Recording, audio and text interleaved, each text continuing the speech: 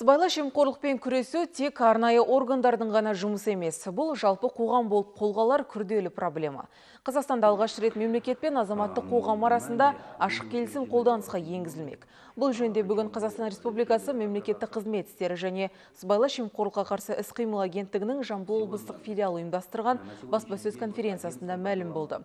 Ұсынылып отырған жобаның тиімділігі сол, енді кез келген қоғамдық ұйым болсын немесе үкіметтік емес ұйымдар және өзге де бірлестіктер осы келісімге ортақтаса алады. Бүгінде ашық келісімге бірқатар ұйымдар қосылып та үлгерді. Оған бірлесу аса қиындық туғызбайды, тек осы агенттікке қосылуға келісім жайында өтінім жіберу керек. Мұнан өзге де толық ақпаратты ведомство сайтынан білуге болады.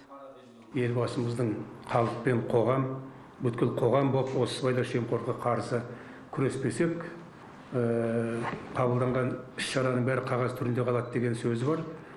Ал енді тек қана құқық қорғау органдарының күшімен коррупцияны жеңу болмайтындығына бәріміздің көзіміз жетті қазір.